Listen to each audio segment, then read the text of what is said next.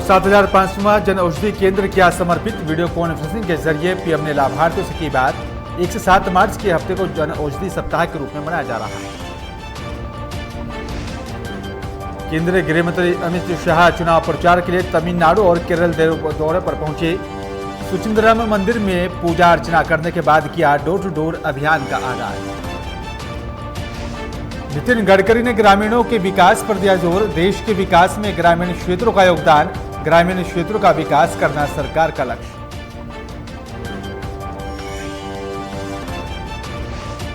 सीहोर में महापंचायत में भारी संख्या में पहुंचे किसान। कृषि कानूनों के विरोध में की गई महापंचायत में पूर्व सीएम दिग्विजय सिंह ने भी भरी हुंकार।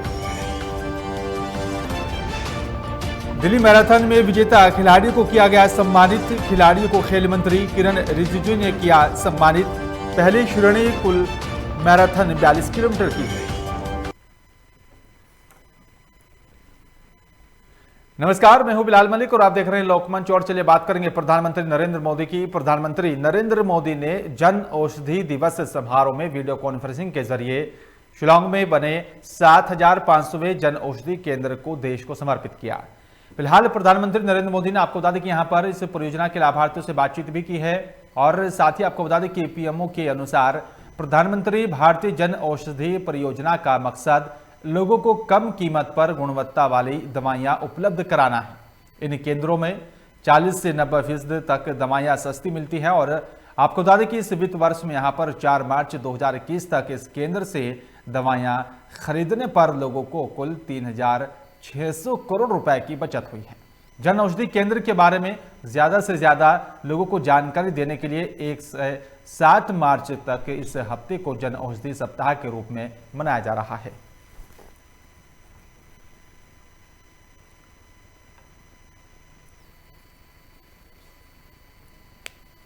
एक रूप से संकट में एक नौजवान को मदद करके उसको एक अच्छा ही रास्ता दिखा दिया। अरे ये इसी जीवन आपका प्रयोग है।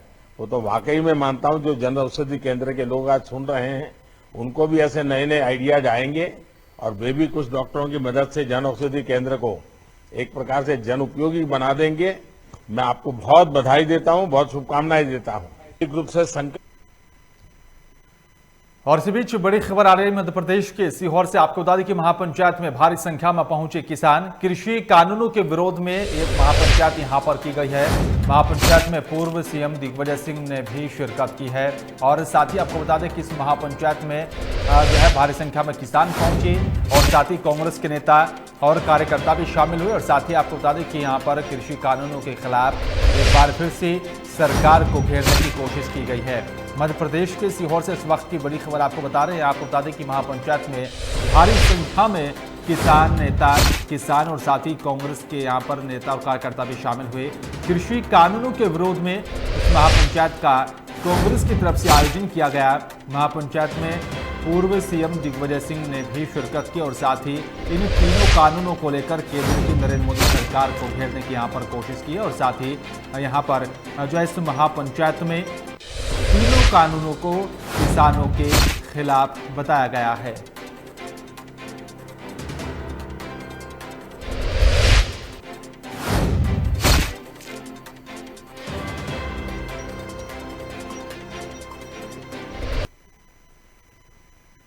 केंद्रीय गृह मंत्री अमित शाह रविवार को चुनाव प्रचार के लिए तमिलनाडु और साथ ही केरल दौरे पर पहुंचे और आपको बता दें कि यहां पर सबसे पहले तमिलनाडु की कन्याकुमारी पहुंचे। यहां पर उन्होंने सुचिंद्रम मंदिर में पूजा अर्चना की और इसके बाद उन्होंने सुचिंद्रम टाउन से डोर टू डोर अभियान विजय संकल्प महासंपर्क की शुरुआत की है। इसके बाद उन्होंने रोड शो भी किया। उन्होंने कहा है कि हमने डोर टू डोर अभियान की शुरुआत कर दी है। इस दौरान मैं यहां पर 11 घरों में भी गया और सभी से कन्याकुमारी सीट से एनडीए के उम्मीदवार पोन राधाकृष्णन को जिताने की अपील की है। उन्होंने कहा है कि मुझे पूरा भरोसा है कि तमिलनाडु में अंतर्मुख यहां पर बीजेपी पीएमके की सरकार बनने जा रही है।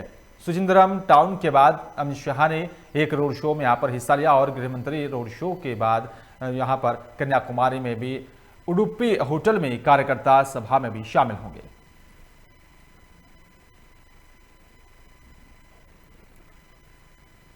और इसी बीच हरिद्वार से बड़ी खबर आ रही है। आपको बता दें कि नवनिर्माण अधीन 2 मंजिला मकान में हादसा हुआ है। लेंटर के नीचे दबकर मजदूर हुआ गंभीर रूप से घायल। बिना नक्शा पास कराए बनाया जा रहा था मकान। HRDA की लापरवाही के चलते यह हादसा हुआ है। घायल को निजी अस्पताल में भर्ती करा दिया गया। हरिद्वार के ब्रह्मपुरी रावली महदूद का ये पूरा मामला बताया जा रहा है। इस वक्त की बड़ी खबर आपको हरिद्वार से बता दें। आपको बता दें कि नवनिर्माणाधीन 2 मंजिला मकान में हादसा हुआ है। लेंटर के नीचे दबकर मजदूर गंभीर रूप से घायल हो गया। और आपको बता दें कि बिना नक्शा पास कराए जो है इस मकान का निर्माण कराया जा रहा था। HRDA की लापरवाही भी निकलकर सामने आ रही है, क्योंकि बिना नक्शा पास कराए यहाँ पर निर्माण हो रहा था। और आपको बता दें कि घायल को निजी अस्पताल में भर्ती करा दिया है, जहाँ पर उसका इलाज चल रहा है। हरिद्वार के ब्रह्मपुरी रावली महदूद का ये पूरा मामला बताया जा रहा है।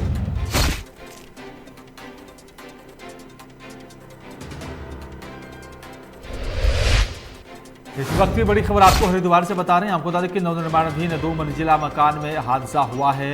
लेंटर के नीचे दबकर मजदूर गंभीर रूप से घायल हुआ और साथ ही बताया जा रहा है कि घायल को निजी अस्पताल में भर्ती करा दिया गया।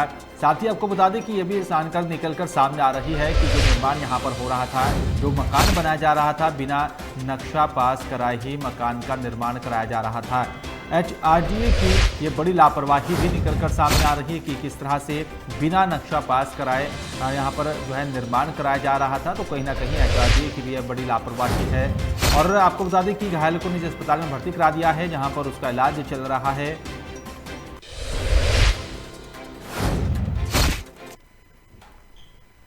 कांग्रेस पार्टी पश्चिमी उत्तर प्रदेश के 28 जिलों में किसान पंचायतों का आयोजन कर रही है, ताकि कृषि कानूनों के खिलाफ आवाज उठाई जा सके और किसानों की मांग को समर्थन दिया जा सके। केंद्र के कृषि कानूनों के खिलाफ किसानों का दिल्ली बॉर्डर सहित अन्य राज्यों में भी धरना प्रदर्शन लगातार जारी है। कांग्रेस भी कानूनों के विरोध में किसान महापंचायतों का लगातार आयोजन कर रही है। और इसी क्रम में यूपी कांग्रेस की प्रभारी और साथ ही पार्टी महासचिव प्रियंका गांधी वाड्रा आज मेरठ में किसान महापंचायत में शामिल होंगी। प्रियंका गांधी ने यहां पर सबसे पहले सहारनपुर में किसान पंचायत को भी संबोधित किया था, जिसका आयोजन कांग्रेस नेता इमरान मसूद ने किया था। कांग्रेस पार्टी पश्चिम उत्तर प्रदेश के 28 जिलों में किसान पंचायतों का आयोजन कर रहे, ताकि कृषि कानूनों के खिलाफ आवाज को और भी बुलंद किया जाए।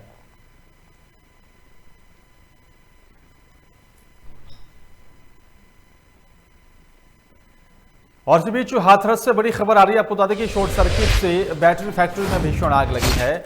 आपको बता दें कि आग लगने से लाखों का माल जलकर खाक हो गया है। मौके पर पहुंची फायर ब्रिगेड की गाड़ियां आग बुझाने में जुटी। दमकल की कई गाड़ियां आग बुझाने की कोशिश यहां पर की गई है। सिकंदरा राव कोतवाली क्षेत्र का ये पूरा मामला बताया जा रहा है, जहां पर शॉर्ट सर्किट के चलते आग लगी है। और बताया जा रहा है कि शॉर्ट सर्किट से बैटरी फैक्ट्री में भीषण आग लगी थी और आग लगने से लाखों का नुकसान भी हुआ है। मौके पर फायर ब्रिगेड की गाड़ियां पहुंची और आग बुझाने की कोशिश की गई थी। और साथ ही आपको बता दें कि यहां पर सिकंदरा राव कोतवाली क्षेत्र का ये पूरा मामला है।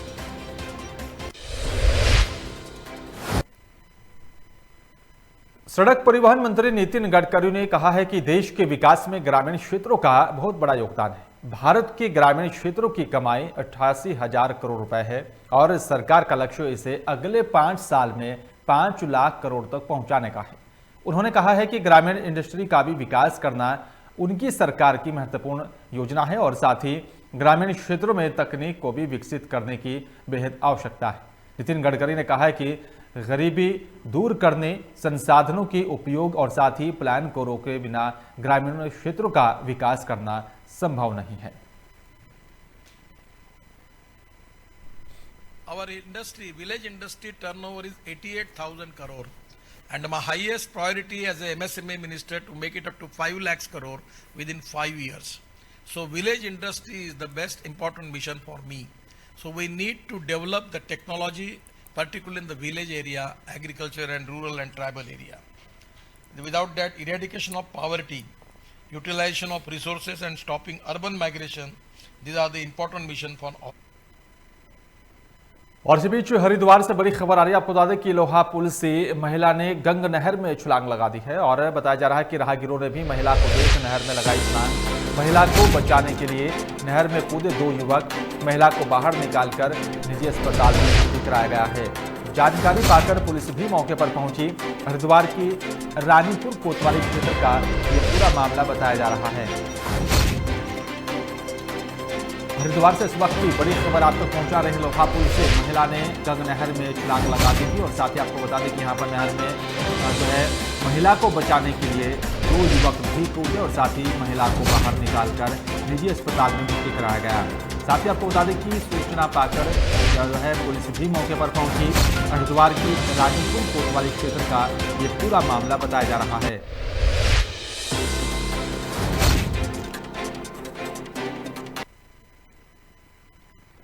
और चलिए बात करेंगे अगले खबर की। आपको बता दें कि किरण यहाँ पर एथलेटिक फेडरेशन ऑफ इंडिया की तरफ से रविवार सुबह जवाहरलाल नेहरू स्टेडियम में मैराथन का आयोजन किया गया। मैराथन में विजेता खिलाड़ियों को खेल मंत्री किरण रिजिजू ने यहाँ पर सम्मानित किया और साथ ही इस मौके पर सांसद मीनाक्षी लेखी भी मौजूद रहे।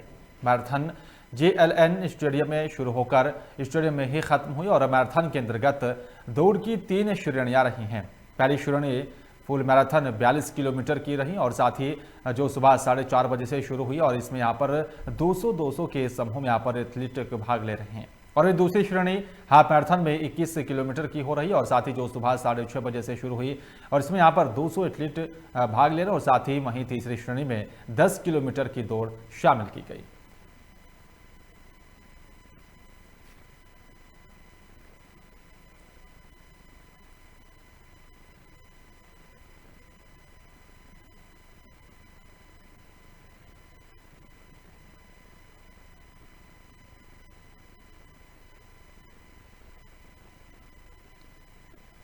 और इस बीच बुलंदशहर से बड़ी खबर आ रही है। आपको बता दें कि पंचायत चुनाव में बदमाशों को लेकर पुलिस ने मॉक ड्रिल की है।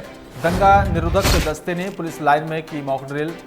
बुलंदशहर SSP ने भी जो है आंसू गैस की गोली छोड़ी और पुलिस ने अफसरों की मौजूदगी में ही रिहर्सल की है। पंचायत चुनाव को लेकर तैयारियां की जा रही हैं। पंचायत चुनाव होने जा रहा है उत्तर प्रदेश में, जिसको लेकर पुलिस प्रशासन भी अपनी तैयारियां कर रहा है। बुलंदशहर से इस वक्त की बड़ी खबर आपको बता रहे हैं। आपको बता दें कि पंचायत चुनाव में बदमाशों को लेकर पुलिस ने मॉक ड्रिल की और दंगा निरोधक दस्ते ने पुलिस लाइन में मॉक ड्रिल की। बुलंदशहर SSP ने भी आंसू गैस की गोले छोड़े हैं। पुलिस ने अफसरों की मौजूदगी में ही रिहर्सल की है। पंचायत चुनाव को लेकर तैयारियां की जा रही हैं और आपको बता दें कि पुलिस लगातार इस तरह के आयोजन कर रही है और साथ ही आपको बता दें कि पंचायत चुनाव होने जा रहे हैं उत्तर प्रदेश में, जिसको लेकर पुलिस प्रशासन सुरक्षा के हिसाब से भी सतर्क नजर आ रहा है और साथ ही अपनी सभी तैयारियां पूरी कर रहा है।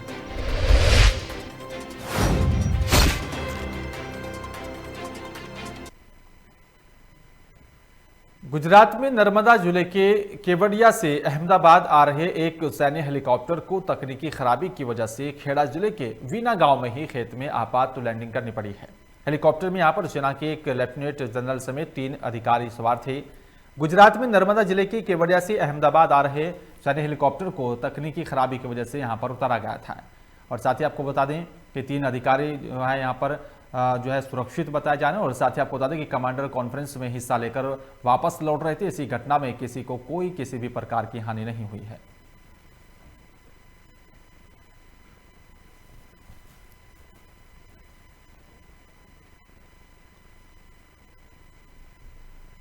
स्वास्थ्य मंत्रालय की ओर से रविवार को जारी ताजा आंकड़ों के मुताबिक बीते 24 घंटों में कोरोना वायरस से संक्रमण के 18,711 नए मामले दर्ज किए गए और इसी के साथ यहां पर देश में लगातार जो है यहाँ पर जो है संक्रमित मरीजों की संख्या में इजाफा हो रहा है और वहीं पिछले 24 घंटों में कोरोना की वजह से करीब 100 मरीजों की मौत हो चुकी है, जिसके चलते देश में कोरोना से जान गंवाने वालों की कुल संख्या 1,57,756 तक पहुंच गई है।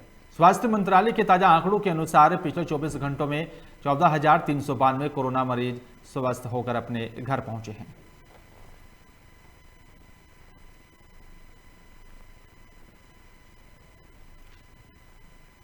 महाराजगंज पीलीभीत जिले में लगी नेपाल सीमा पर भारत प्रवेश कर रहे यहां पर 3 भारतीय युवकों से झड़प के बाद फायरिंग में एक भारतीय युवक की मौके पर ही मौत हो गई है और बाद में भारतीय सीमा पर यहां तनाव बढ़ गया था।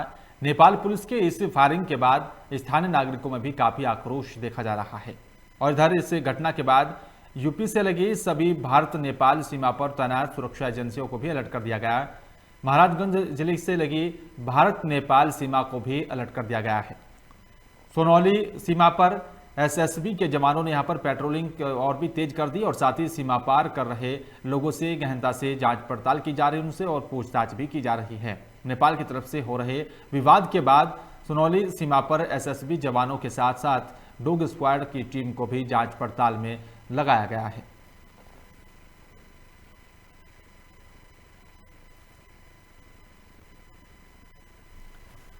और आपको बता दें कि लगातार यहां पर पूछताछ भी की जा रही है। नेपाल की तरफ से हो रहे विवाद के बाद सोनौली सीमा पर एसएसबी जवानों को जो है उनके साथ यहां पर डॉग स्क्वाड की टीम को भी तैनात किया गया और जांच पड़ताल कर रही यहां पर की जा रही है।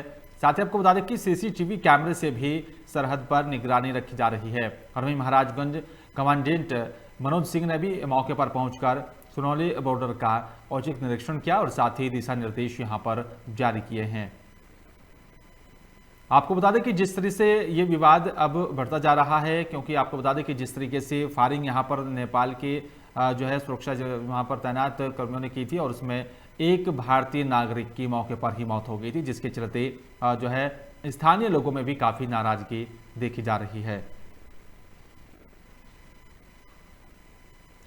महाराजगंज पीलीभीत जिले से लगी नेपाल सीमा पर भारत में प्रवेश कर रहे 3 भारतीय युवक से जो है झड़प हो गई थी और उसी के बाद वहां पर फायरिंग हुई और इस फायरिंग में एक भारतीय युवक की मौके पर ही मौत हो गई थी। और आपको बता दें कि यहां पर भारतीय सीमा पर जो है अब तनाव की स्थिति वहां पर देखी जा रही है। नेपाल पुलिस के इस फायरिंग के बाद स्थानीय नागरिकों में भी काफी आक्रोश देखा जा रहा है।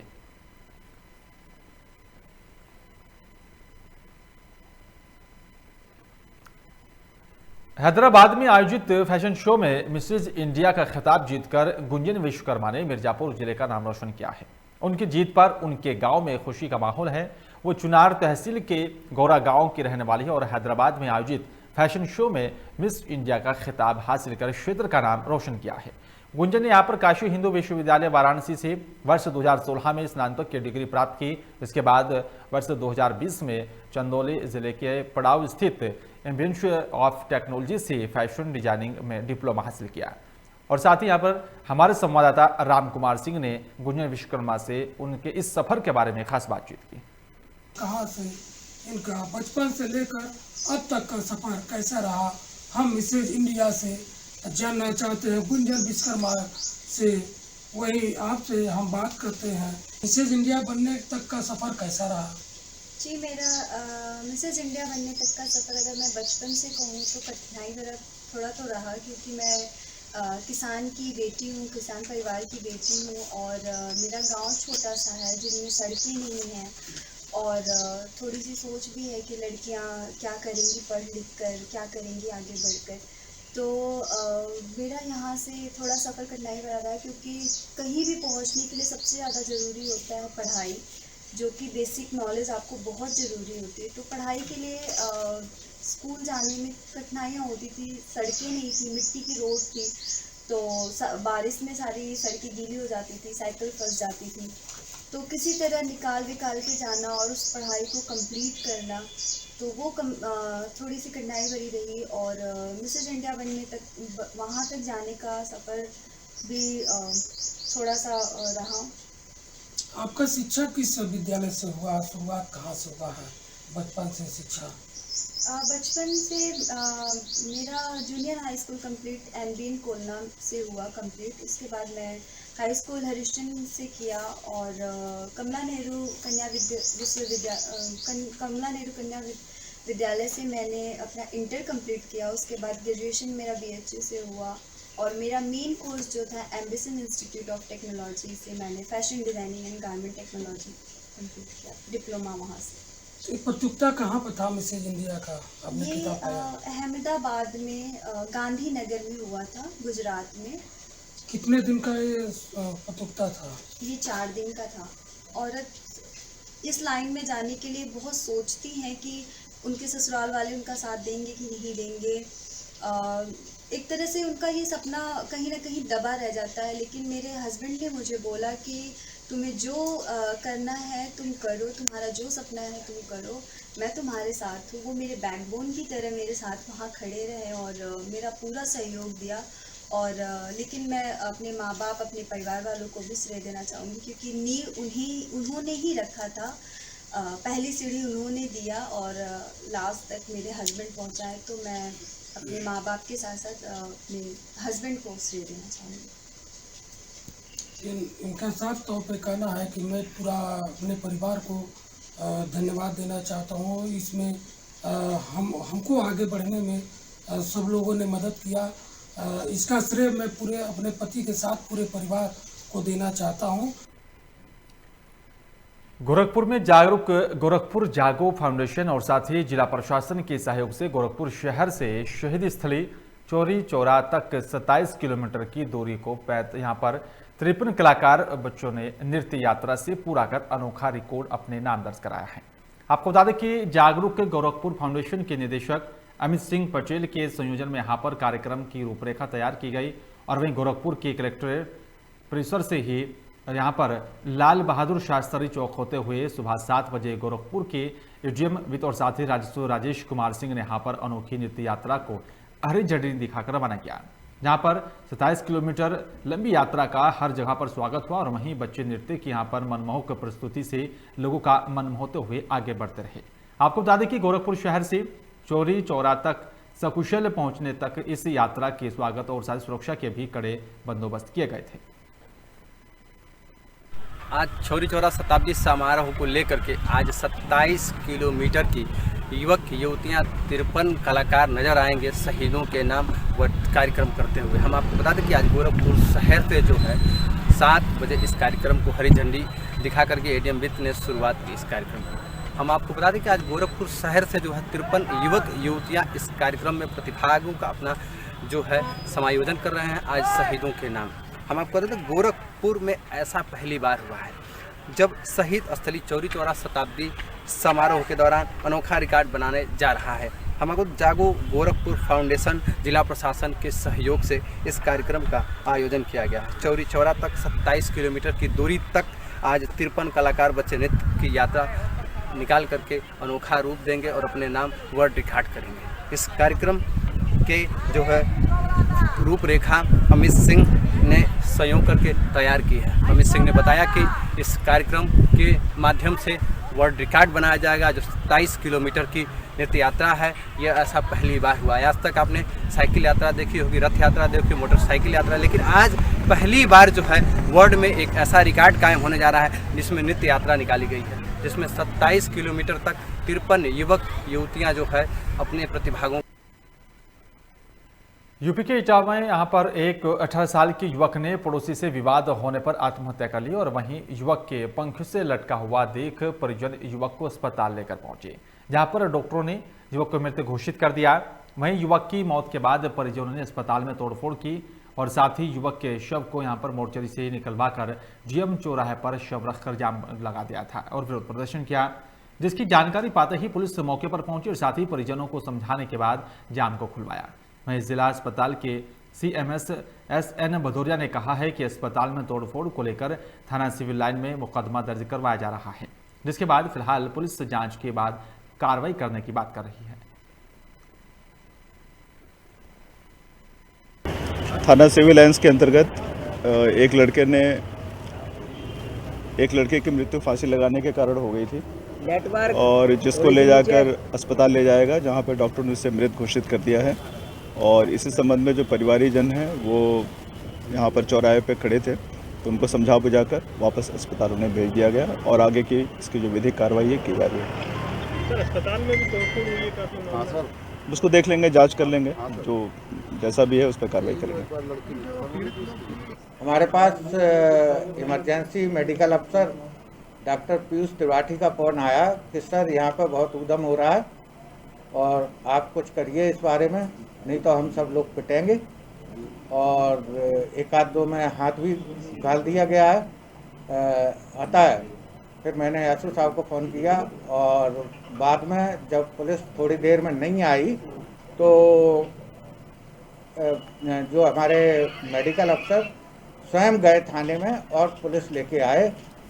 तब वो मामला जो है बॉडी क्योंकि रखी जा चुकी थी, ब्रॉड डेड आई थी और उसने फांसी लगाई हुई थी और उनका क्या। अलीगढ़ के थाना अतरौली के गांव खेड़ा में झुग्गी में आग लगने से इलाके में सनसनी फैल गई है। आपको बता दें कि घटना की जानकारी आनन फानन में दमकल विभाग को भी दी गई और वहीं आग लगने से झुग्गी में बंधे यहां पर पशु भी आग की चपेट में आ गए थे और साथ ही बताया जा रहा है कि एक युवक भी आग की चपेट में आने से गंभीर रूप से घायल हो गया है, जिसे आनन फानन में अस्पताल में भर्ती कराया गया और वहीं गंभीर हालत के चलते घायल को जिला अस्पताल रेफर कर दिया गया है, जहां पर फिलहाल घायल का इलाज चल रहा है। सर हम तो सभी लोग सो रहे थे, ये पशुओं के पास सोए हुए थे और पता नहीं अचानक जैसे आग लग रही, कुछ तेज है क्या है। जब वहाँ देखा तो जगह सभी लोग हम भागे तो झोंपड़ी सारी जल चुकी थी और उसमें गाय और गाय का बछड़ा था वो भी जल चुका था। ये भी हमें लास्ट में जाके पीछे खेत में मिले उसका मिले। हम उसमें सो रहे थे, गाय भी बंध रही थी और बछड़ा भी बंध रहा था, उसमें सो रहे थे। हमें पता नहीं कैसे अचानक ही आग लगी। काय में सो रहे थे? कहाँ पर? झोंपड़ी में सो रहे थे। तो आग किस तरह से लगी, कुछ पता लगा है? कुछ पता नहीं मुझे, आग लगी चरपाई पर। और फिलहाल इस बुलेटिन में मेरे साथ सिर्फ इतना ही। बाकी तमाम खबरों के लिए आप देखते रहिए लोकमंच। नमस्कार।